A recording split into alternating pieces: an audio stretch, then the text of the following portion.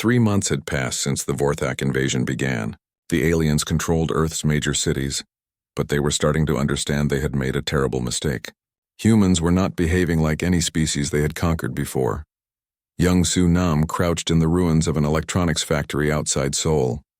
Around him, 20 other resistance fighters worked quietly, building devices that shouldn't have been able to hurt alien technology, but they did hurt it, and that was driving the Vorthak crazy.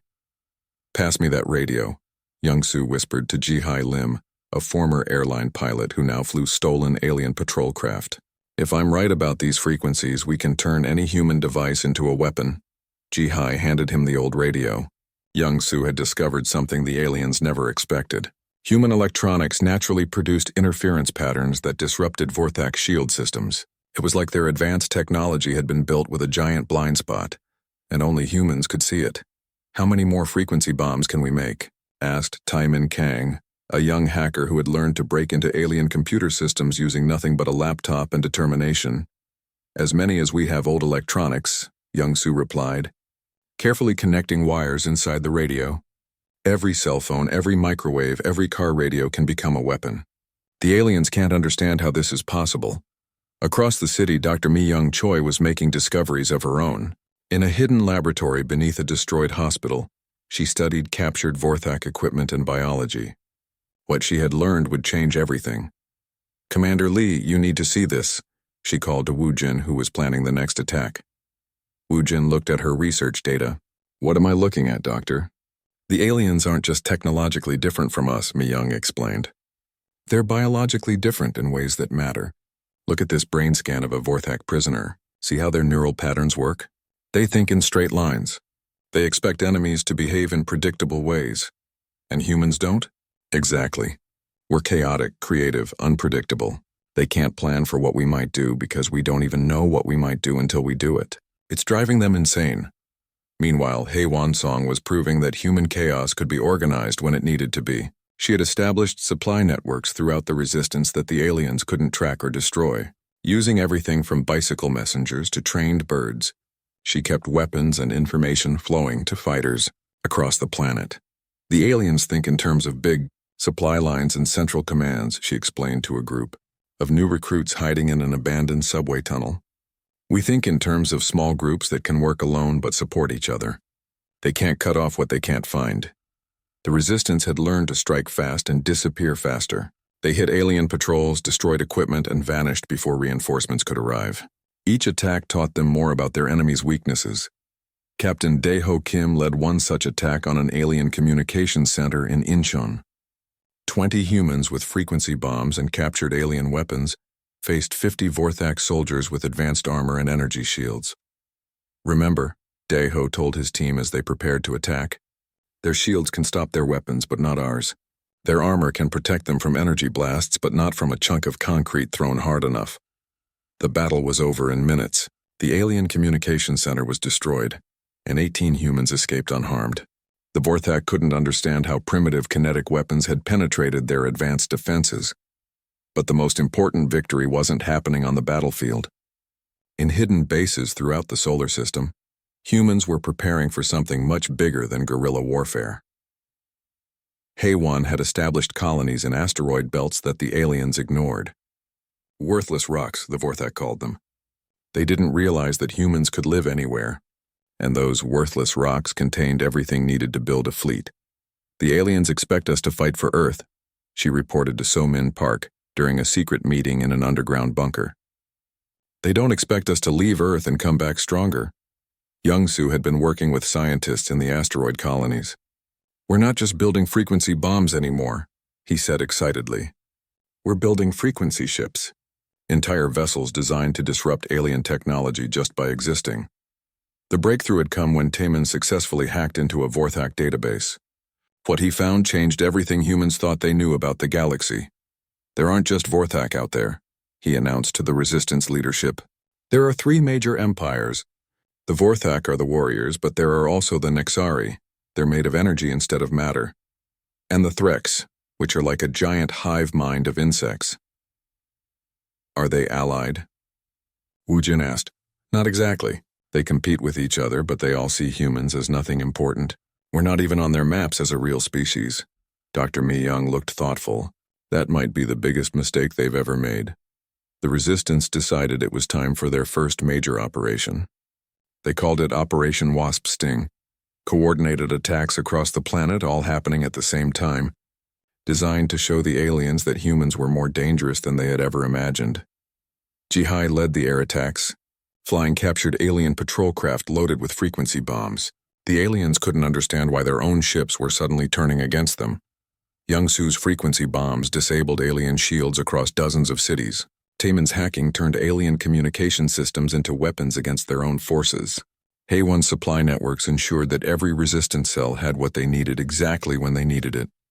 Daeho led ground forces in Seoul, fighting through alien defensive positions with a combination of captured energy weapons and improvised human devices.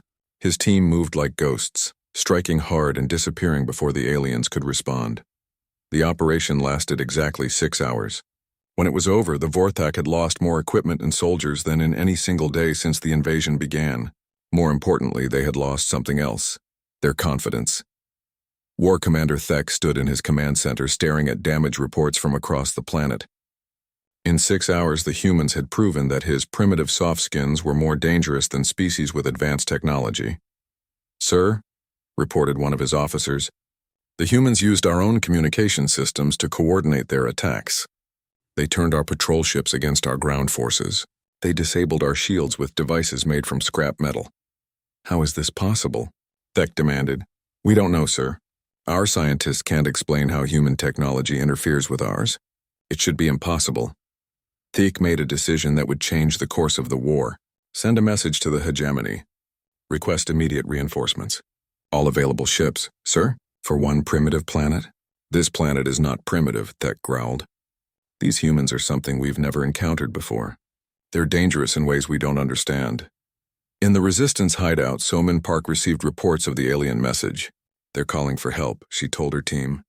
"That means we're winning. But it also means more aliens are coming," Wu Jin pointed out. "Good," said Daeho, thinking of his daughter and all the other humans who had died. "Let them come. We'll show them what humans can do when we're really angry." Youngsu was already working on new weapons. "If they're bringing more advanced technology, we'll find new ways to break it. That's what humans do, we adapt." "And if they bring more ships?" asked Jihi. HFY smiled. "Then we'll steal more ships. The asteroids are full of materials, and we're getting very good at building things the aliens never expected." As alien reinforcements began moving toward Earth from across the Vorthak hegemony, humanity prepared for the next phase of their impossible war. They had proven that being different was better than being strong. Now they would prove that being human was the most dangerous thing in the galaxy. The Vorthak were about to learn that when you threaten humanity's children, you don't get a second chance. The Vorthak reinforcements arrived 6 months later, but they brought unexpected company. Ships from the other 2 galactic empires followed behind them, not to help but to watch. The Nexarian Threx had heard rumors about humans and wanted to see for themselves. Admiral Dongwook Yoon stood on the bridge of the Defiance, humanity's first real warship built in the asteroid colonies. It was a strange-looking vessel, part human engineering, part captured alien technology, and part pure improvisation. To alien eyes, it looked like junk. "That was exactly the point, sir. We're picking up 3 different types of ships approaching Earth," reported communications officer Soo-Jin Bae. She had learned to speak several alien languages by studying intercepted messages. The Vorthak brought friends. "How many friends?" Dongwook asked. "Enough to destroy Earth 10 times over if they work together." Dongwook smiled grimly. "Good thing we're not on Earth anymore." The human fleet had grown to over 200 ships, all built in hidden bases throughout the solar system. They looked like a collection of scrap metal and spare parts held together with hope and determination. But appearances were deceiving. Each ship was designed around one simple principle: make alien technology stop working. Dr. Mi Young. Choi had discovered that the 3 alien empires all used similar base technologies.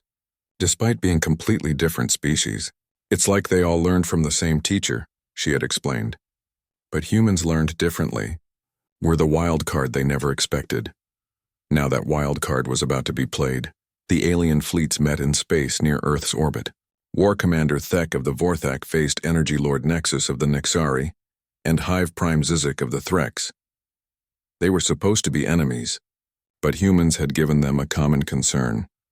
These soft skins are more troublesome than expected, admitted Thek. They fight in ways that make no sense. We have observed, replied Nexus, its energy form flickering with amusement. Their tactics are creative, chaos given purpose. The hive mind finds them interesting, buzzed Zizek through thousands of insect voices. They work together but think separately. This should not be possible. Should we destroy them together? Asked Thek. Perhaps we should study them first, suggested Nexus. Something that can threaten Vorthak military might is worth understanding. What the aliens didn't know was that Sujin Bei was listening to every word. Hidden human listening posts throughout the solar system intercepted all their communications. The aliens had made a fatal mistake. They assumed humans couldn't understand their languages or break their codes. They're planning to study us like lab rats, Sujin reported to Admiral Dongwook. But they can't agree on how to do it. The Vorthak want to attack now. The Nixari want to watch and learn, and the Threx want to capture humans for their hive experiments. Perfect, said Dongwook. Divided enemies are weak enemies. Let's help them disagree even more. The human fleet split into 3 groups, each designed to exploit a different alien empire's weaknesses. Captain In-Ho Jang led the anti-Vorthak squadron, using frequency weapons and kinetic projectiles. Commander He-Jin Quan took ships equipped with electromagnetic pulse generators to disrupt Nixari energy forms. Lieutenant Sung Woo-Ru commanded vessels designed to jam Threx hive mind communications. The first battle began when a Vorthak patrol encountered In-Ho's squadron near Jupiter. The aliens expected a typical space battle with energy weapons and shield-to-shield combat. Instead, human ships peppered them with chunks of metal moving at incredible speeds, while frequency generators made their weapons misfire and their shields flicker. Impossible. War Commander Thek watched his ships being destroyed by what looked like flying garbage. How are projectiles penetrating our energy shields? His science officer was equally confused. Sir, they're not using energy weapons at all. They're throwing rocks at us, very fast rocks. Meanwhile, He-Jin's ships engaged the Nixari near Saturn's rings. The energy beings had never fought enemies who used electromagnetic warfare. Their carefully controlled energy matrices collapsed when hit by human EMP weapons. This is unprecedented, Energy Lord Nexus reported to its fleet. These humans have weaponized the natural forces we use for existence. They're turning our own energy against us. The Threx had the strangest experience of all. Their hive mind allowed perfect coordination between ships, but human jamming signals made individual Threx units start thinking for themselves. For creatures who had shared thoughts for millions of years, independent thinking was terrifying. The hive is fragmenting. Hive Prime Zizek buzzed in panic. Individual units report confusion. Unity is breaking. Lieutenant Sung-Woo watched the Threx fleet fall apart as individual ship commanders stopped following the hive mind's orders and started making their own decisions. Turns out independence is contagious, he reported to Admiral Dongwook. But the humans weren't trying to destroy the alien fleets completely. That would have been impossible, and more importantly, it wasn't the plan. Instead, they wanted to make each empire blame the others for their losses. Sujin's intelligence network had learned that the 3 empires had a long history of conflict. A few well-placed attacks could restart old wars. Human ships disguised as Nixari energy signatures attacked Vorthak positions. Other ships using modified Threx communication codes struck Nixari installations. Ships broadcasting Vorthak military signals hit Threx hive ships. The aliens began shooting at each other. The Nixari are attacking our rear guard, reported a Vorthak commander. Negative, Energy Lord Nexus replied. Vorthak ships are firing on our energy collectors. The hive detects deception, buzzed Hive Prime Zizek. All enemies attack the hive simultaneously. Within hours, the Great Alien Alliance had collapsed. 3 empires that had ruled the galaxy for millennia were fighting each other over one small blue planet they had originally dismissed as unimportant. Admiral Dongwook watched. The alien fleets tear each other apart and felt no satisfaction. His daughter had been a teacher before the invasion. She would have wanted him to find a peaceful solution. But peace was no longer possible. The aliens had made sure of that when they decided humans were only good for slavery.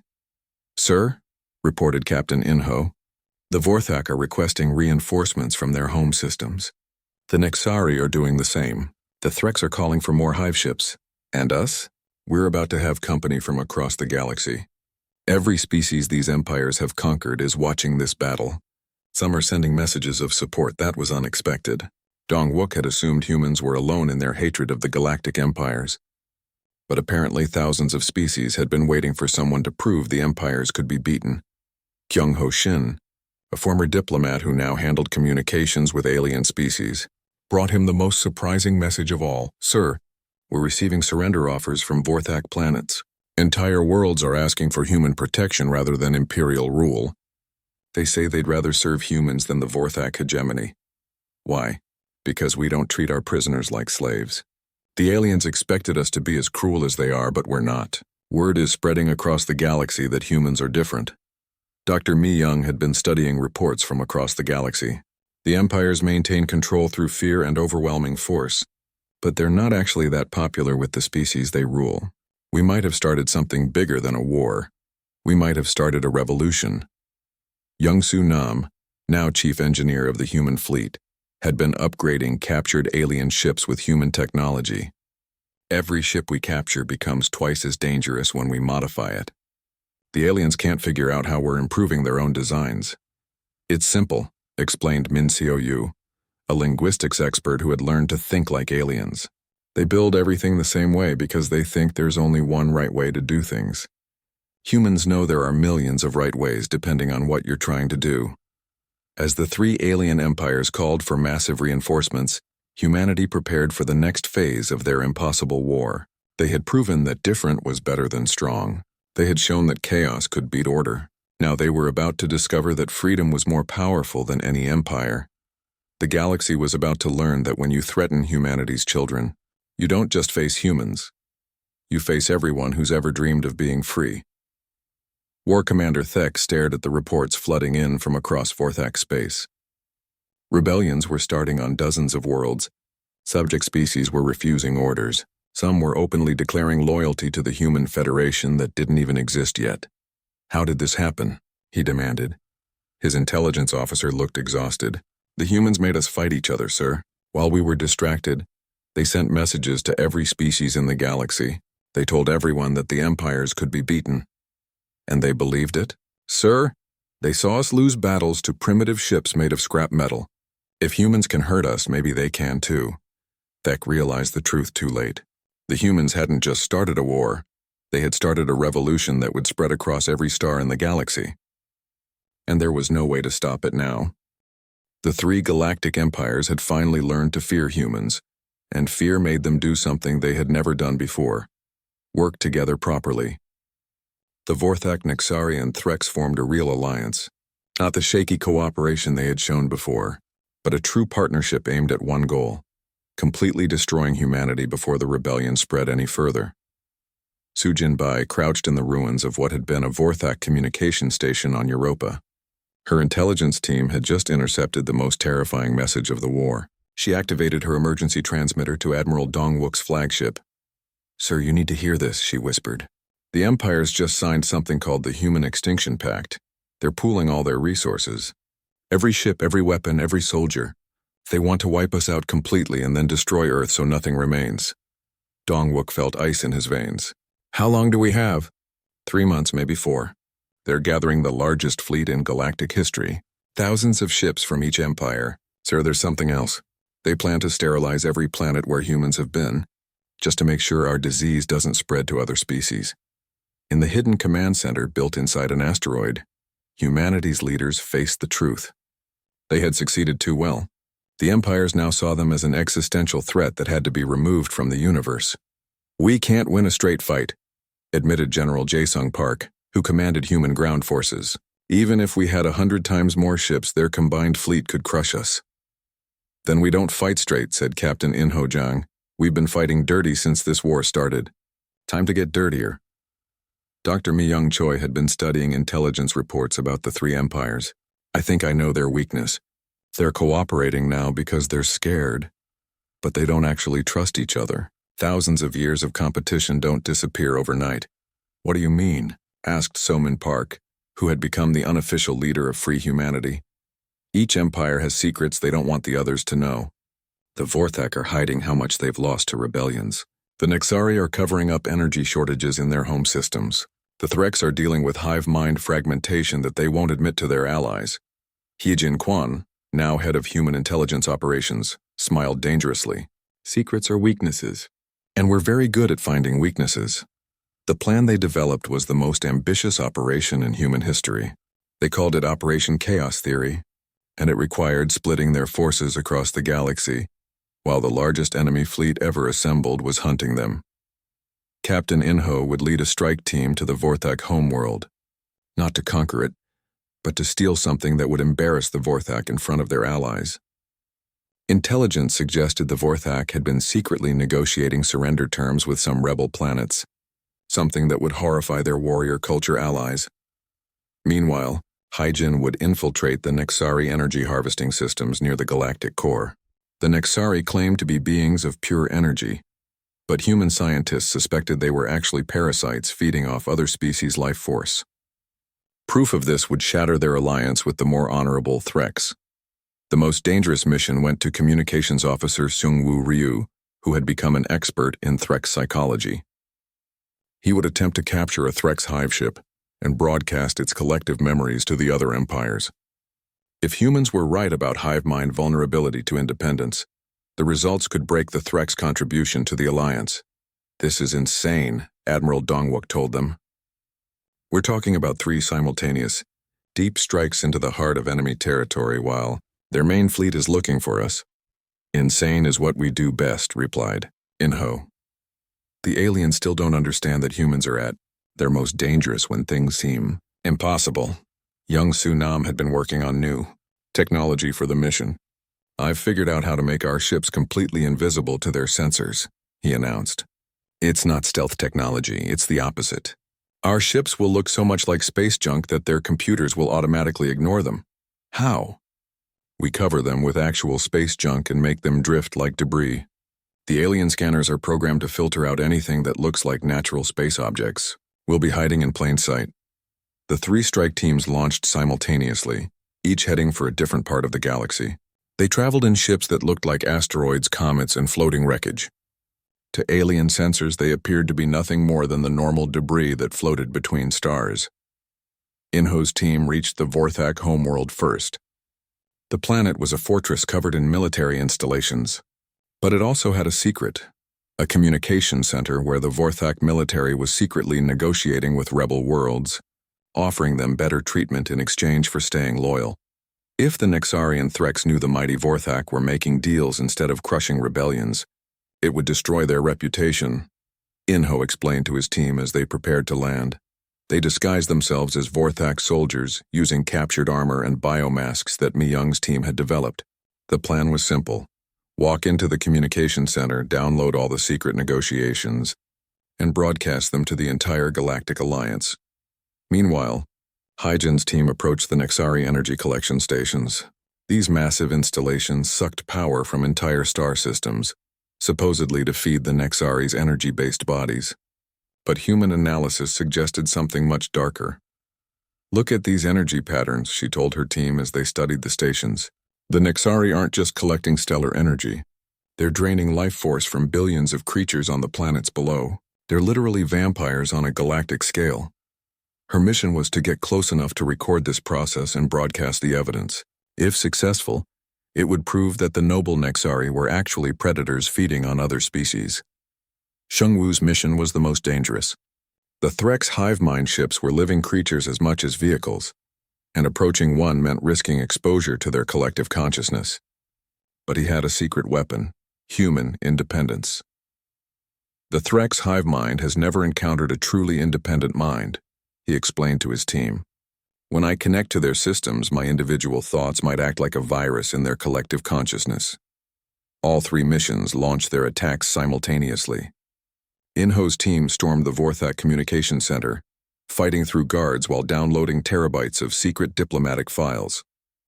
The Vorthak warriors were so surprised by the attack on their homeworld that they responded slowly, allowing the humans to escape with proof of their secret negotiations. Hyejin's team reached the Nexari energy stations and recorded everything. The evidence was even worse than expected. The Nexari were not just draining stellar energy. but actually harvesting the life force of entire civilizations, keeping billions of creatures barely alive just to feed on their energy. Sheng Wu's team successfully boarded a Threx hive ship, but when he connected to their systems, something unexpected happened. Instead of disrupting the hive mind, his human consciousness began spreading through their network, showing individual Threx what it felt like to think for themselves. "It's working too well," he reported as Threx. Units across the ship began experiencing individual thoughts for the first time in their species' history. They're not just confused, they're becoming independent. This could spread through their entire hive network. The results of Operation Chaos Theory exceeded all expectations. When the evidence from all 3 missions was broadcast simultaneously to the Allied empires, the effect was devastating. The Vorthak military was humiliated when other empires learned they had been secretly negotiating with rebels instead of crushing them with superior force. Vorthak culture valued strength above all else, and being caught making deals with inferior species destroyed their credibility with their allies. The Nexari were exposed as galactic parasites who had been lying about their true nature for millions of years. The Threx, who valued life above all else, were horrified to learn their allies were literally feeding on other species. Most destructively, Sungwoo's mental virus had spread through the Threx hive network. Individual Threx across the galaxy were starting to think independently, causing chaos in their collective decision-making. "The Alliance is falling apart," reported Su Jin from her intelligence post. "They're accusing each other of betrayal and deception. The Threx are pulling back their ships to deal with hive mind problems. The Vorthak are threatening to attack the Nexari energy stations. The Nexari are saying they never trusted the others anyway. But the most important result was what happened on the conquered worlds. Seeing the 3 great empires fighting among themselves, rebellion broke out everywhere. Species that had been enslaved for centuries saw their chance for freedom. "Sir," reported Kyung-Ho Shin, "we're receiving requests for help from over 300 star systems. They want human advisors to help organize their rebellions." Admiral Dong-Wook looked at the tactical display showing chaos spreading across the galaxy. "We've done it. We've turned the empires against each other and sparked rebellions everywhere. But they still have that massive fleet," warned General Jae-sung. "Even fighting among themselves, they could still destroy Earth." The galactic core blazed with the light of 1,000 battles. Across 3,000 star systems, the greatest empires in the galaxy were collapsing as rebellions erupted on every world. The human virus of independence had spread beyond anything the empires could have imagined. General Jae-sung Park stood in the command center of the Liberation Fleet, watching tactical displays that showed the impossible becoming reality. Human-trained rebel forces were taking entire star systems. The Vorthak military was retreating from dozens of worlds. The Nexari energy harvesting stations were being destroyed faster than they could be rebuilt. "Sir, we're receiving surrender offers from Vorthak commanders," reported intelligence officer Byung-Ho An, a former prisoner who had escaped from a Vorthak labor camp and become an expert on their military structure. 12 sector commanders want to switch sides rather than face their own rebellious troops. "What about the Nexari?" asked Jae-sung. "They're trying to negotiate some kind of energy-sharing agreement. They claim they can survive without draining other species if we teach them human power generation techniques." "And the Threx?" "That's the strange one, sir. The hive mind fragmentation is spreading so fast that individual Threx colonies are making their own decisions. Some want to surrender, others want to fight, and some are just confused about what they want because they've never had to decide anything for themselves before." Admiral Yuna Cha had taken command of the space fleet after Admiral Dong-Wook was injured in a battle near the Nexari homeworld. She was younger and more aggressive, with no patience for alien excuses. They had their chance for peaceful coexistence, she told the command staff. They chose slavery and conquest instead. Now they deal with the consequences. But Secretary General So-Min Park, broadcasting from the new human capital ship, had a different perspective. "We're not fighting for revenge. We're fighting for freedom. If we become as cruel as they were, what's the point of winning?" The debate over what to do with the collapsing empires was interrupted by the most shocking intelligence report of the war. Na-Young Lee, a terraforming specialist who had been studying captured alien databases, made a discovery that changed everything. "The 3 empires aren't the real power in the galaxy," she announced to the emergency council session. "They're just the visible government. There's something else behind them. Something that's been controlling galactic civilization for millions of years. She activated a holographic display showing data recovered from the deepest Nexari archives. Look at these records. The Vorthak, Nexari, and Threx all appeared at roughly the same time in galactic history. Their technologies are different, but they're built on the same fundamental principles. It's like they all learned from the same teacher. What kind of teacher? Asked Somin. Something calling itself the Galactic Council.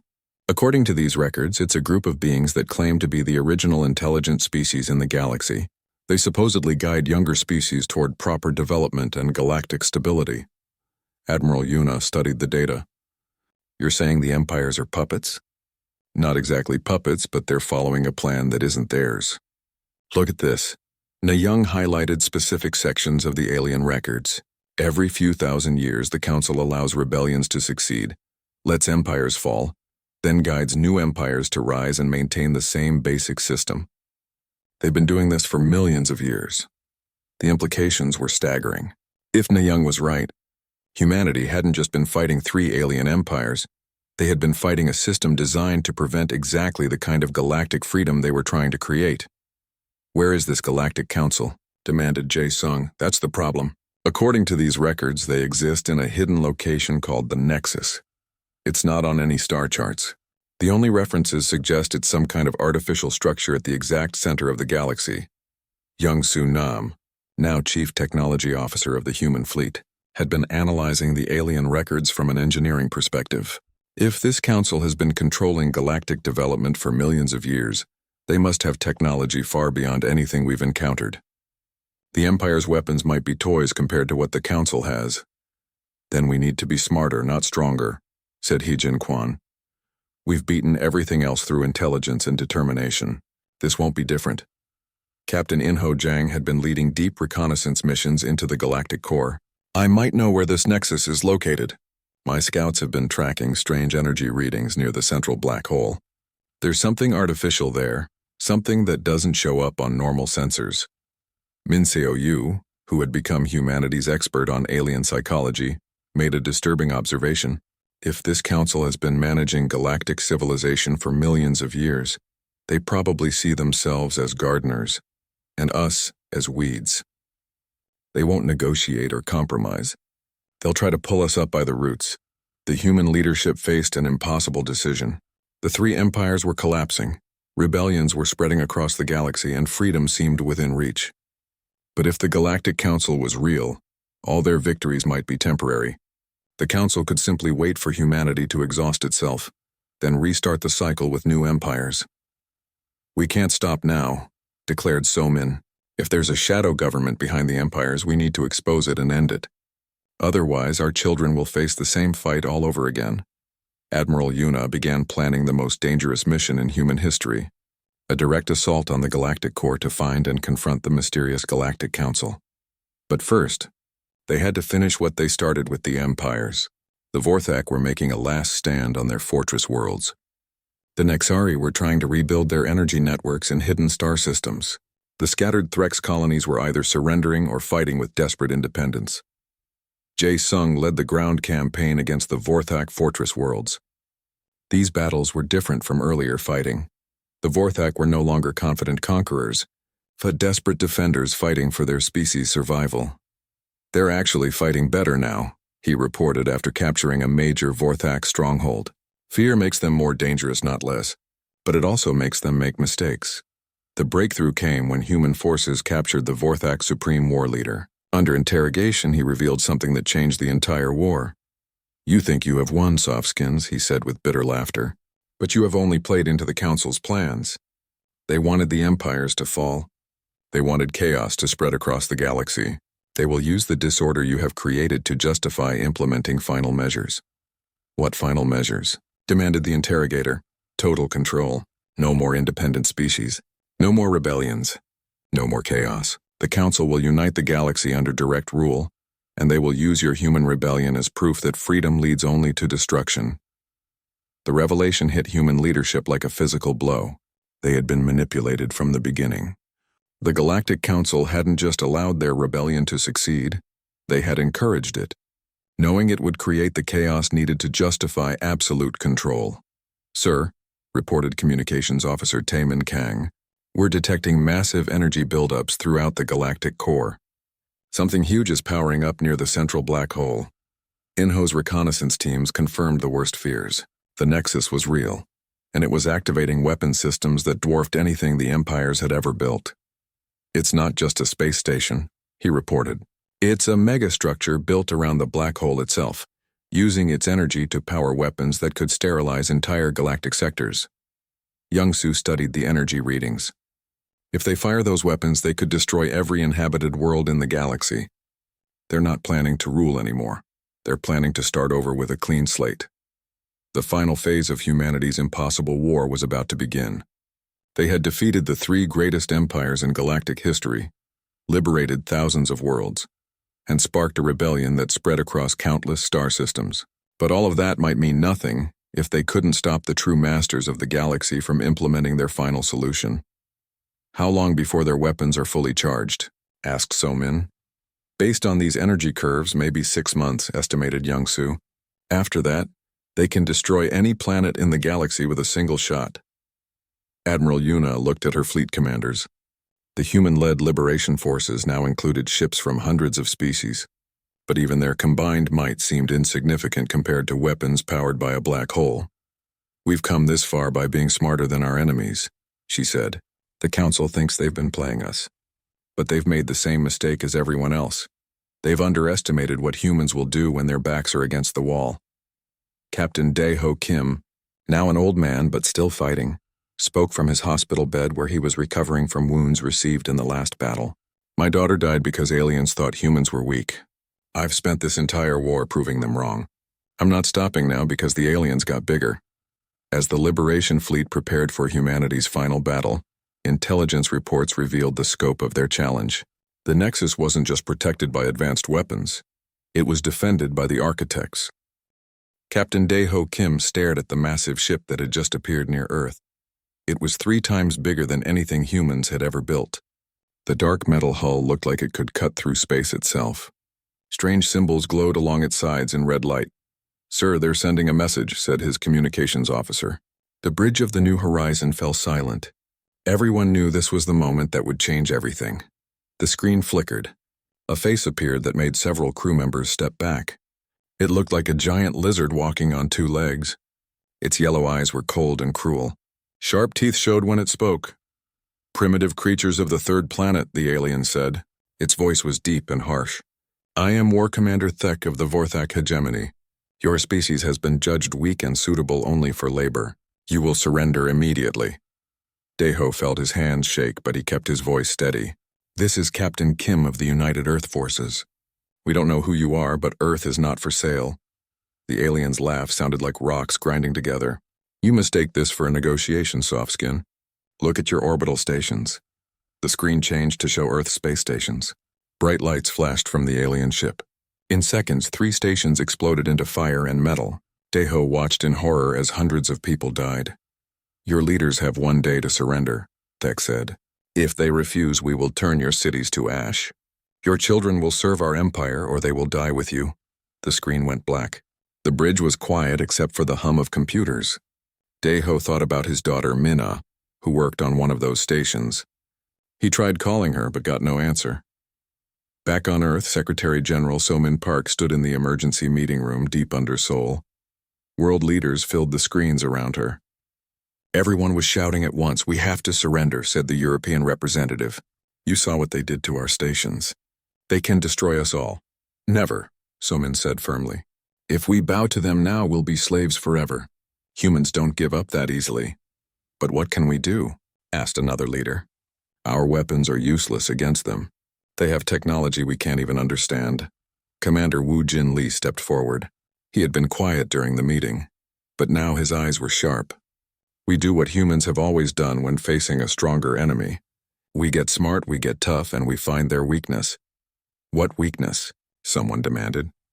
"They just destroyed our best defenses like they were made of paper."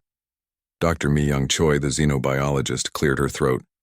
She had been studying the alien broadcast. "I noticed something strange about their ship's energy readings. The way their shields work. It's like nothing we've ever seen. But every technology has limits," So-min nodded. "We need time to study them." Can we pretend to negotiate while we prepare? They won't wait long, Wu Jin said. But maybe we can use that. Angry enemies make mistakes. The next day, Thek's ship moved into Earth's atmosphere. More alien ships appeared around the planet. They looked like metal sharks circling their prey. The aliens began landing in major cities, setting up control zones with force fields and weapon platforms. Daeho had returned to Earth to join the resistance. He found out that his daughter Min-Ah had died in the first attack. The pain felt like a knife in his chest, but it also made him angry. Very angry. He met with other survivors in an old subway tunnel under what used to be downtown Seoul. Hundreds of people had gathered there. Soldiers, scientists, teachers, students. All of them had lost someone to the aliens. They think we're weak because we're not as strong as them, Daeho told the group. They think we'll just give up. They don't know humans very well. A young engineer named Young-Soo Nam raised his hand. I've been looking at the energy readings from their ships. There's something weird about their shields. They seem to have trouble with certain frequencies. Dr. Mi-young stepped up beside him. I've been studying the aliens we captured when they landed. Their biology is amazing, but they're used to fighting enemies who use the same type of technology they do. They've never faced anything like us. What do you mean? Asked a soldier. We're different, she explained. Our technology evolved separately from theirs. Our electronics, our materials, even the way we think about problems, it's all completely alien to them. That might be our advantage. Wu Jin spread out maps on a broken table. The aliens have taken the big cities, but they're ignoring smaller towns and rural areas. They think we're not worth worrying about if we don't have big weapons or armies. That's their mistake, Wei, said Haiwan Song, a logistics coordinator who had helped evacuate civilians. We don't need big armies. We need to be everywhere at once. Over the next few weeks, the resistance grew. People who had never held weapons learned to fight. Scientists worked day and night to understand alien technology. Engineers built new devices in hidden workshops. The aliens were confused by human behavior. Other species they had conquered either fought big battles and lost or surrendered quickly. Humans did neither. They scattered like water, then came back together to strike where least expected. Young-Soo made the first breakthrough. He discovered that human electronics could interfere with alien systems if used in just the right way.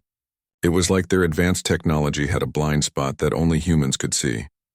It's not about being stronger, he explained to the resistance leaders. It's about being different. They can't defend against something they never expected to face. The first real test came when a group of aliens tried to set up a new base in Busan, using Young-Soo's frequency bombs and Wu Jin's tactical plans. 50 humans attacked 500 aliens. The battle lasted only 10 minutes. When it was over, the alien base was destroyed and most of the humans had escaped. The aliens who survived couldn't understand how primitive softskins had beaten their advanced technology. Thek called for more ships. For the first time since arriving at Earth, he was worried. These humans were not like other species. They didn't fight the way enemies were supposed to fight. In the tunnel hideout, Somin Park received reports from around the world.